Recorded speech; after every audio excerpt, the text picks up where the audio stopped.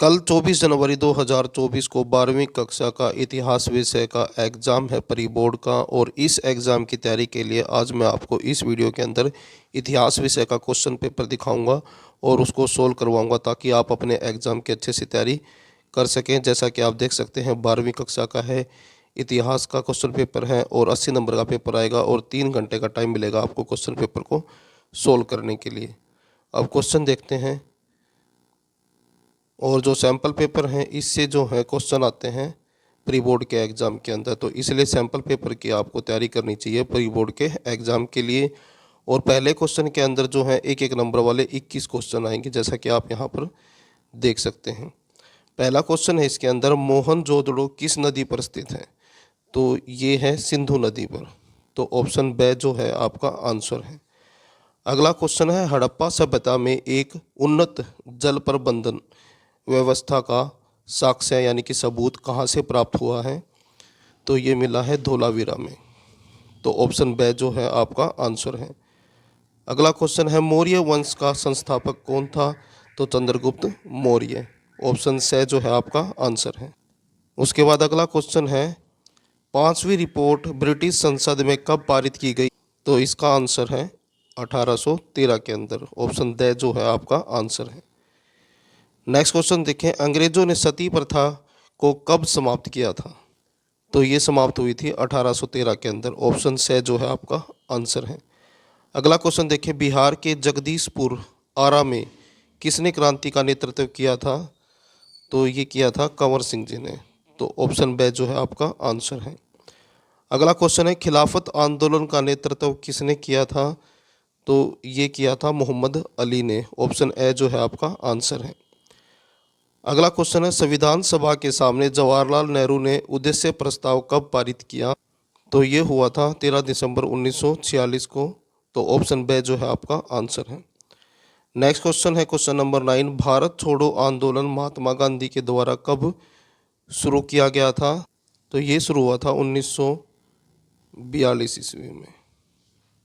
उसके बाद अगला क्वेश्चन है क्वेश्चन नंबर 10, त्रिरत्न किस धर्म से संबंधित ग्रंथ है? तो ये बौद्ध धर्म से है, तो आंसर में आएगा बौद्ध धर्म। और उसके बाद है, वर्ण व्यवस्था में प्रथम वर्ग कौन सा था? तो ये थे ब्राह्मण, तो आंसर में आएगा ब्राह्मण। और क्वेश्चन नंबर 12 है, संत कबीर के गुरु का नाम क्या था? तो उनका नाम था रामानंद।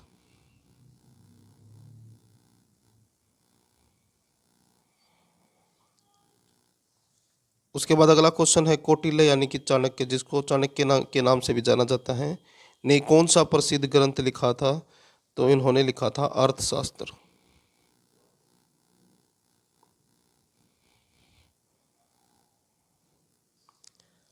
अगला क्वेश्चन है, अशोक के अधिकांश अभिलेख डैश और डैश लिपियों में लिखे गए हैं? तो आंसर में आएगा ब्राह्मी लिपि और खरोष्ठी लिपि, तो आंसर में आएगा ब्राह्मी लिपि और खरोष्ठी लिपि।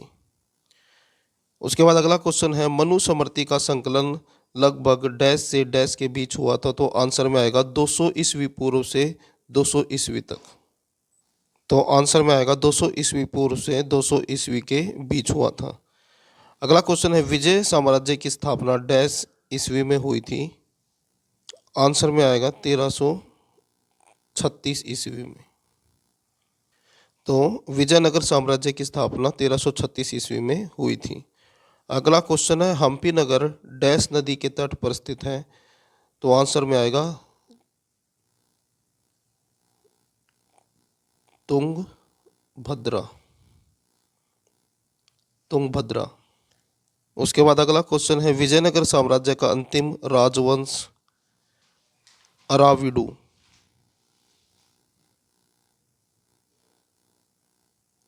था। उसके बाद क्वेश्चन नंबर 19, इसमें एक अभिकथन होगा, एक कारण होगा और नीचे ऑप्शन दिए गए होंगे, उसमें से एक आंसर आपको चुनना है। तो पहले अभिकथन पढ़ें, सिंधु घाटी सभ्यता के को हड़प्पा संस्कृति भी कहा जाता है? तो सिंधु घाटी जो है उसको हड़प्पा संस्कृति भी कहा जाता है। और कारण के अंदर है इस सभ्यता का सबसे पहला खोजा गया स्थल हड़प्पा था। तो इसका जो आंसर है वो ऑप्शन ए है। अभिकथन ए और कारण आर दोनों सही हैं और आर ए की सही व्याख्या करता है। उसके बाद अगला क्वेश्चन है, इसमें अभिकथन है गुरु नानक देव जी ने अपने अनुयायी अर्जुन देव जी को अपने बाद गुरु पद पर आसीन किया। और कारण में ये बताया गया है बाबा गुरु नानक ने अपने अनुयायियों को एक समुदाय में संगठित करके संघ के नियम निर्धारित किए। तो इसका जो आंसर आएगा वो आएगा ऑप्शन डी। कारण आर सही है परंतु अभिकथन ए सही नहीं है। उसके बाद अगला क्वेश्चन है क्वेश्चन नंबर 21। अभिकथन में देखें, जमींदारों की शक्ति जोतदारों की ताकत की अपेक्षा अधिक प्रभावशाली होती थी। और कारण के अंदर जमींदार शहर में रहते थे जबकि जोतदार गांव में रहते थे। तो इसका जो आंसर बनेगा वो भी ऑप्शन डी बनेगा। कारण आर सही है परंतु अभिकथन ए सही नहीं है। तो ये थे सभी एक एक नंबर वाले क्वेश्चन। उसके बाद 2 नंबर वाले क्वेश्चन हैं।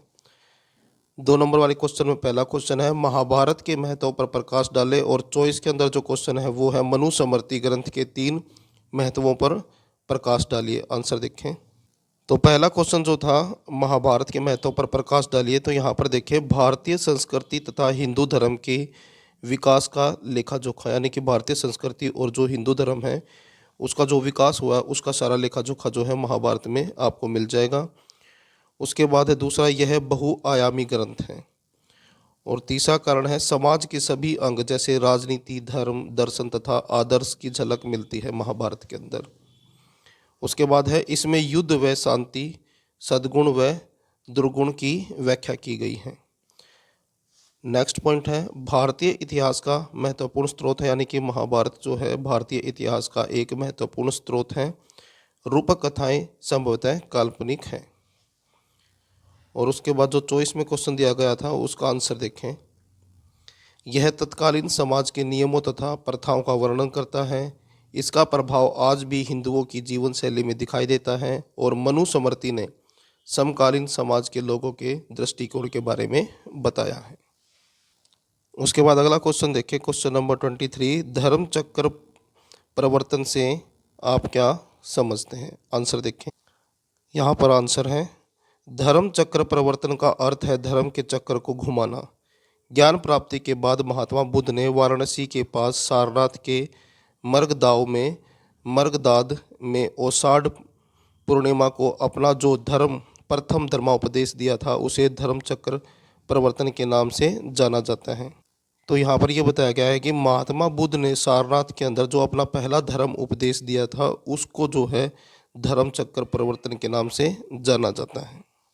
उसके बाद नेक्स्ट क्वेश्चन है क्वेश्चन नंबर 24। आईने अकबरी का वर्णन कीजिए। आंसर देखें। आंसर ये बताया गया है कि इससे जो है अकबर के साम्राज्य का झलक मिलता है। आईने अकबरी से जो है अकबर के साम्राज्य का झलक दिखाई देती है। इसके अंदर सैनिक संगठन का वर्णन किया गया है। इसके अंदर सरकार के विभागों और प्रांतों के बारे में विस्तार से जानकारी दी गई है।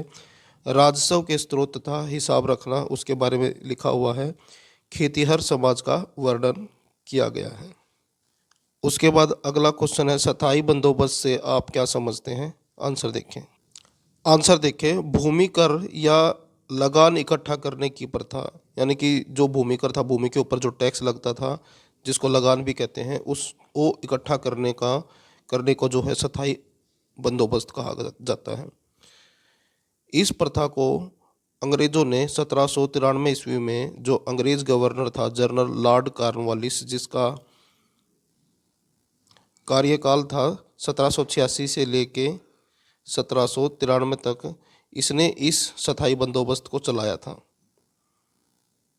इस व्यवस्था के अंतर्गत जो है भूमि जमींदारों को स्थायी रूप से दे दी गई, यानी कि इस व्यवस्था के अंदर जो भूमि थी वो जमींदारों को स्थायी रूप से दे दी गई और इसके बदले में जो है उनसे टैक्स यानी कि कर लिया जाता था। इस भूमि कर व्यवस्था को स्थायी बंदोबस्त का नाम दिया गया। उसके बाद नेक्स्ट क्वेश्चन है क्वेश्चन नंबर 26। किताब उल हिंद किसने लिखी? इसकी 3 मुख्य विशेषताओं के बारे में बताइए। आंसर देखें, यहाँ पर आंसर है किताब उल हिंद की रचना अल बिरूनी ने की थी। इसकी मुख्य विशेषताएं इस प्रकार है, यह किताब अरबी में लिखी गई है, इसकी भाषा सरल और स्पष्ट है, यह एक विस्तृत ग्रंथ है जो सामाजिक और धार्मिक, जीवन दर्शन, खगोल विज्ञान, कानून आदि विषयों पर लिखी गई है। फोर्थ पॉइंट है, इसे विषयों के आधार पर 80 अध्यायों में विभाजित किया गया है। प्रत्येक अध्याय का आरंभ एक प्रश्न से होता है और अंत में संस्कृतवादी परंपराओं के आधार पर उसका वर्णन किया गया है। उसके बाद नेक्स्ट क्वेश्चन है क्वेश्चन नंबर 27, किन्हीं 3 यात्रियों के बारे में बताइए जिन्होंने मध्यकाल यानी कि 11वीं से 17वीं शताब्दी के बीच में भारत की यात्रा की थी। और चॉइस के अंदर क्वेश्चन दिया गया है, उद्देश्य प्रस्ताव में किन आदर्शों पर जोर दिया गया था। पहले क्वेश्चन का आंसर देखिए जिसके अंदर 3 यात्रियों के बारे में बताना था। तो पहला है अल बिरूनी, 11वीं शताब्दी में उज्बेकिस्तान से आया था। और दूसरा है इब्न बतूता, 14वीं शताब्दी में मोरक्को से आया था। और उसके बाद है फ्रांसवा बेर्नियर, 17वीं शताब्दी में फ्रांस से आया था। तो ये तीनों जो हैं यात्री थे जिन्होंने भारत की यात्रा की थी। और उसके बाद जो चॉइस में क्वेश्चन था उसका आंसर देखें, प्रभुता संपन्न स्वतंत्र भारत की स्थापना और उसके सभी अंगों भागों और सरकार के अंगों को सभी प्रकार की शक्ति और अधिकार जनता से प्राप्त होना। तो ये पहला पॉइंट था। क्वेश्चन था उद्देश्य प्रस्तावों में किन आदर्शों पर जोर दिया गया, तो पहला था ये। उसके बाद दूसरा देखें, भारत के सभी लोगों को सामाजिक, आर्थिक और राजनीतिक न्याय, पद, अवसर और कानून के समक्ष समानता, कानून और सार्वजनिक नैतिकता के अंतर्गत विचार, अभिव्यक्ति, विश्वास, निष्ठा, पूजा, व्यवसाय, संगठन और कार्य की स्वतंत्रता की गारंटी देना। उसके बाद तीसरा पॉइंट है अल्पसंख्यकों, पिछड़े और जनजाति वाले क्षेत्रों, दलित और अन्य वर्गों के लिए सुरक्षा के समुचित उपाय करना। तो उद्देश्य प्रस्ताव के अंदर इन आदर्शों पर जोर दिया गया था। अगला क्वेश्चन देखें। उसके बाद यहाँ से सेक्शन सी स्टार्ट होता है, 3 नंबर वाले क्वेश्चन हैं। तो यहाँ पर जो है एक पैसेज दिया गया है और इसके नीचे क्वेश्चन दिए गए हैं। पहले इस तरह के क्वेश्चन नहीं आते थे, पहली बार जो है इस तरह के क्वेश्चन आएंगे। जिस प्रकार बुद्ध की शिक्षाओं को उनके अनुयायियों द्वारा संकलित किया गया था, उसी प्रकार महावीर की शिक्षाओं को भी उनके शिष्यों द्वारा लिपिबद्ध किया गया था। तो आपको पैसेज पढ़ना है और नीचे दिए गए क्वेश्चनों के आंसर देने हैं। तो इसके अंदर पहला क्वेश्चन है, उस व्यक्ति की पहचान करें जिसने राजा को संसार त्यागने के लिए प्रेरित किया। तो 28वें क्वेश्चन का जो पहला क्वेश्चन था उसका आंसर है, रानी कमलावती ने राजा को संसार त्यागने के लिए समझाया। उसके बाद दूसरा क्वेश्चन है, हे राजा, केवल धम और कुछ भी तुम्हें नहीं बचाएगा। धम शब्द का क्या अर्थ है और शिष्य किसकी शिक्षाओं का पालन करता है। आंसर देखें, धम का तात्पर्य सत्य से है, यानी कि धम का अर्थ है सत्य, जो किसी को भी बचा सकता है और कुछ नहीं। शिष्य महावीर के उपदेशों का पालन कर रहा था। उसके बाद तीसरा क्वेश्चन है, निम्नलिखित कथन अपनी उड़ान में पक्षियों की तरह अनियंत्रित किस संदर्भ में महावीर के शिष्य द्वारा कहा गया था।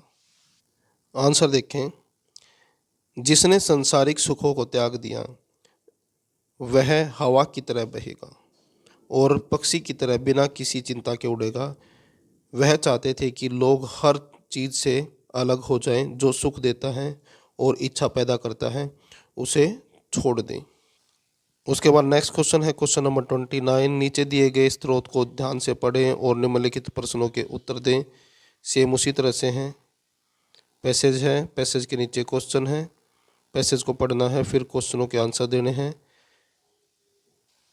पहला क्वेश्चन है इसके अंदर, क्राइकल और अम्मेयार ने सुंदरता को किस प्रकार चित्रित किया है।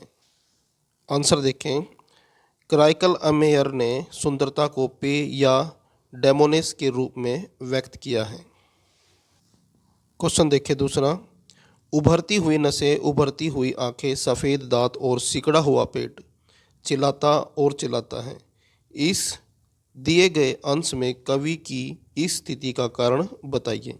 आंसर देखें, कवि पागल हो गया था क्योंकि वह भगवान शिव की भक्ति में चिल्ला रही थी और विलाप कर रही थी, और वह उसे अलम कांडू में बेसब्री से खोज रही थी, और इसलिए उसकी उपस्थिति, उभरी हुई नसें, उभरी हुई आंखें, सफ़ेद दांत और सिकड़ा हुआ पेट बन गई थी। तो यहाँ पर यह बताया गया है कि कवि जो है पागल हो गया था, वो भगवान शिव की भक्ति में चिल्ला रहा था, विलाप कर रहा था, और उसे अलम कांडू में बेसब्री से खोज रहा था, और उसकी इस स्थिति को उभरी हुई नसें, उभरी हुई आंखें, सफ़ेद दांत और सिकुड़ा हुआ पेट बन गई थी। नेक्स्ट क्वेश्चन है, काव्यांश का परीक्षण करें। उसके उलझे हुए बाल सभी 8 दिशाओं में फैले हुए थे। आंसर देखें, इस काव्यांश से यह अनुमान लगाया जाता है कि भगवान शिव अलम कांडू में नृत्य कर रहे थे, जहां उनके उलझे हुए बाल हवा में स्वतंत्र रूप से घूमते हुए उनके अंगों के साथ नृत्य करते हुए सभी 8 दिशाओं में फेंके गए थे। फेंके की बजाय यहाँ पर फैल गए थे आएगा। उसके बाद क्वेश्चन नंबर 30, यहाँ पर भी एक और पैसेज दिया गया है और इस पैसेज को पढ़ना है और नीचे दिए गए क्वेश्चनों के आंसर देने हैं। पहला क्वेश्चन है इसके अंदर, इस कथन में जिन्हें वे कहा गया है उन्होंने अपने पीछे एक विरासत छोड़ी है। तो यहाँ पर आंसर है पहले क्वेश्चन का, तो वे जो है ब्रिटिश को कहा गया है। उसके बाद अगला क्वेश्चन देखें। दूसरा क्वेश्चन है, उन्होंने विरासत को पीछे छोड़ दिया है, इस कथन से आप क्या निष्कर्ष निकालते हैं। आंसर देखें, अंग्रेज नहीं चाहते थे कि भारतीय एकजुट हो। उन्होंने अपने आसान प्रशासन के लिए फूट डालो और राज करो की नीति लागू की। यानी कि अंग्रेज आसानी से शासन करने के लिए उन्होंने जो नीति लागू की थी वो थी फूट करो और राज करो। और उन्होंने एक विभाजन पैदा किया, और इससे क्या हुआ, भारत के अंदर विभाजन जो है पैदा हुआ, जिससे लोगों और पूरे राष्ट्र के जीवन को प्रभावित किया। और इस विभाजन ने भारतीय लोगों और पूरे राष्ट्र को प्रभावित किया। इसलिए इससे बाहर निकलने की आवश्यकता पर जोर दिया गया। उसके बाद अगला क्वेश्चन है, सरदार वल्लभ भाई पटेल द्वारा अपने भाषण में दिए गए अंतिम संदेश को पहचानें। आंसर देखें। तो यहाँ पर आंसर है, वह हमारे देश के लोगों से आग्रह यानी कि प्रार्थना कर रहे थे कि वे अंग्रेजों द्वारा छोड़ी गई अलगाव, फूट करो और राज करो की नीति को न अपनाएं। उसके बाद है सेक्शन डी, और यहाँ पर जो है 3 नंबर वाले क्वेश्चन हैं। 3 क्वेश्चन है 8-8 नंबरों के। पहला क्वेश्चन है, हड़प्पाई लोगों की कृषि प्रौद्योगिकी पर एक लेख लिखें, और जो इसके अंदर जो क्वेश्चन दिया गया है वो है, हड़प्पा सभ्यता की सामाजिक व आर्थिक विशेषताओं पर प्रकाश डालिए। पहले क्वेश्चन का आंसर देखिए, हड़प्पाई लोग यानी कि हड़प्पा संस्कृति के लोगों का मुख्य व्यवसाय कृषि था। उत्खनन के दौरान यानी कि खुदाई के दौरान अनाज के दानों का पाया जाना इस ओर संकेत करता है, यानी कि अनाज के दाने पाए गए, जिससे ये पता लगता है कि हड़प्पा लोगों का मुख्य व्यवसाय कृषि था। किंतु कृषि की विधियों का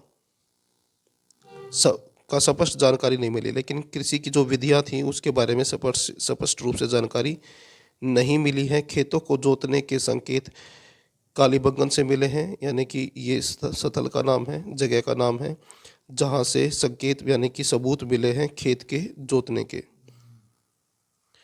मोहरों पर वृषभ यानी कि बैलों के चित्र पाए गए हैं, जो इस ओर संकेत करता है कि खेतों को जोतने के लिए बैलों का प्रयोग किया जाता था। इस आधार पर पुरातत्वविद अनुमान लगाते हैं कि खेत जोतने के लिए बैलों का प्रयोग होता था। कई स्थलों से मिट्टी के बने हल भी मिले हैं, यानी कि बहुत सी जगह से मिट्टी के बने हल जो हैं उनके वो मिले हैं। ऐसे भी प्रमाण मिले हैं जिससे यह पता चला है कि 2 फसलें एक साथ भी उगाई जाती थी, और इस चीज़ के भी सबूत मिले हैं कि दो फसल जो हैं एक साथ उगाई जाती थी। मुख्य कृषि उपकरण कुदाल थी, यानी कि जो मुख्य कृषि के लिए जो उपकरण यूज किया जाता था वो कुदाल थी। तथा फसल काटने के लिए लकड़ी के हत्थों पर पत्थर या धातु के फलक लगाए जाते थे। और फसल काटने के लिए लकड़ी के हत्थों के ऊपर या तो पत्थर या फिर धातु के फलक लगाए जाते थे फसल को काटने के लिए। अधिकांश हड़प्पा क्षेत्रों में सिंचाई के साधनों को विकसित किया गया था, क्योंकि यह क्षेत्र अर्ध शुष्क प्रवृत्ति का है। सिंचाई का मुख्य साधन नहर और कुएं थे। अफगानिस्तान में नहरों के अवशेष मिले हैं। प्राय सभी जगह कुएं मिले हैं और धोलावीरा में जलाशय मिला है। संभवतः सिंचाई हेतु इसमें जल संचय किया जाता होगा, यानी कि धोलावीरा के अंदर जो है जलाशय मिला है और यहाँ पर जो है सिंचाई के लिए जल इकट्ठा किया जाता था। आंसर देखें, क्वेश्चन में ये पूछा गया था कि हड़प्पा सभ्यता के सामाजिक और आर्थिक विशेषताओं पर के बारे में बताना था। तो पहला है सामाजिक जीवन के बारे में। पहला पॉइंट है हड़प्पा सभ्यता में परिवार ही सामाजिक इकाई थी। उसके बाद दूसरा पॉइंट है समाज मात्र सत्तात्मक था। आज के समय में पितृ सत्तात्मक माना जाता है, तो हड़प्पा कालीन समय में जो है मात्र सत्तात्मक था। और तीसरा पॉइंट है हड़प्पा सभ्यता के लोग शाकाहारी और मांसाहारी दोनों प्रकार के भोजन करते थे।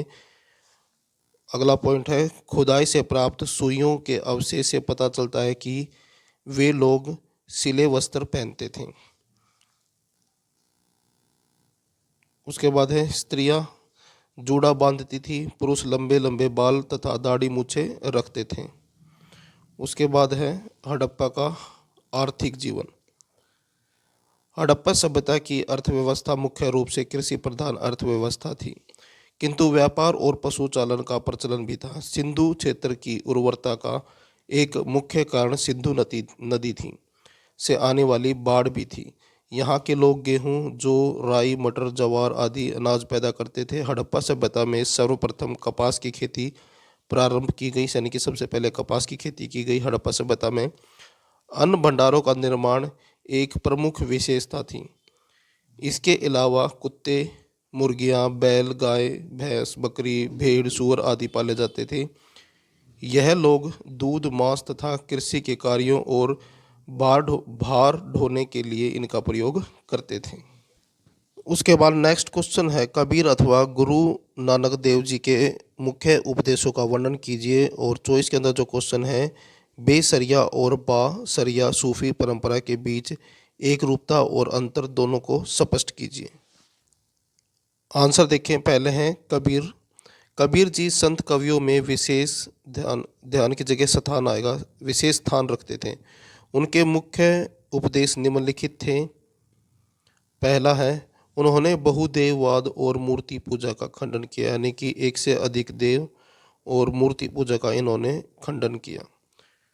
उसके बाद दूसरा पॉइंट है जिक्र और इश्क के सूफी सिद्धांतों के प्रयोग द्वारा नाम सिमरन, यानी कि नाम जपने पर बल दिया।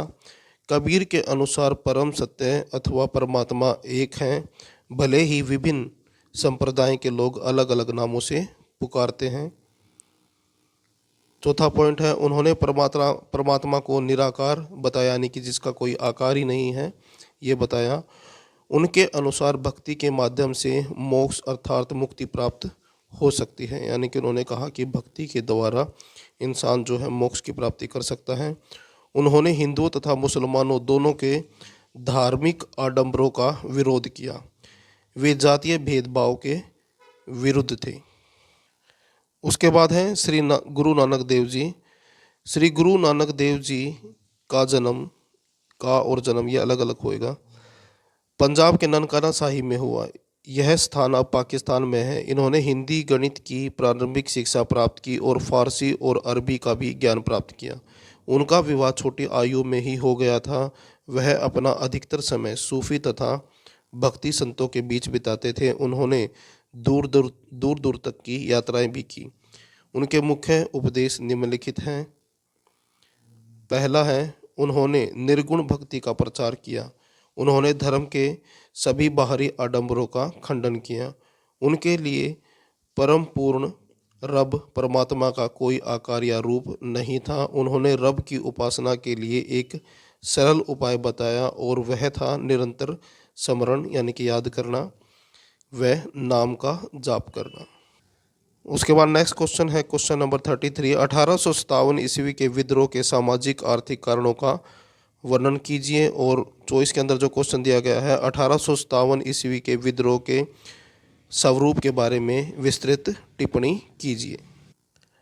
आंसर देखिए, सबसे पहले है सामाजिक कारण, यानी कि 1857 की क्रांति हुई थी, उसके सामाजिक कारण क्या क्या थे वो देखें। पहला पॉइंट है 1813 ईस्वी में ईसाई मिशनरियों को भारत आने का मौका मिला। यानी कि 1813 के अंदर जो ईसाई धर्म के जो पादरी थे, मिशनरी थे, उनको भारत आने का मौका मिला। इसके बाद ये ईसाई मिशनरियाँ भारत में जगह जगह अपनी संस्थाएं स्थापित करने लगे और भारत में आकर जगह जगह पर अपनी संस्थाएं बनाने लगे। इससे भारतीयों में यह आशंका उभरने लगी कि अंग्रेज कहीं न कहीं हमें ईसाई धर्म में परिवर्तित करने के लिए प्रयत्नशील हैं। यानी कि भारतीयों को ये लगने लगा कि अंग्रेज जो हैं उन्हें उनका धर्म परिवर्तन करवाना चाहते हैं। इसी बीच अंग्रेज़ों ने यह विचार किया कि उच्च शिक्षण समितियों में अंग्रेजी को माध्यम बनाया जाना चाहिए। यानी कि जो हाई स्टडीज़ थी उसके अंदर अंग्रेजी को कंपलसरी कर दिया अंग्रेज़ों ने। उसके बाद भारत में जैसे जैसे ब्रिटिश साम्राज्य का विस्तार होता गया वैसे वैसे अंग्रेज अपनी निर्जातीय श्रेष्ठता पर बल देने लगे और भारतीयों को असभ्य कहने लगे। यानी कि जैसे जैसे ब्रिटिश सरकार का भारत के अंदर विस्तार होता गया वो अपने आप को श्रेष्ठ कहने लगे और भारतीयों को हीन समझने लगे, यानी कि असभ्य कहने लगे। अंग्रेज भारतीयों को सभ्य बनाना अपना उत्तरदायित्व समझते थे। यानी कि अंग्रेज ये समझते थे कि भारतीयों को सभ्य बनाने का उत्तरदायित्व उनका है। अंग्रेज़ों ने तमाम ऐसे प्रयास किए जिससे भारतीयों को सभ्य बनाया जा सके। जैसे सती प्रथा पर प्रतिबंध लगा दिया, बाल विवाह का को निषेध कर दिया गया, विधवा पुनर्विवाह आदि।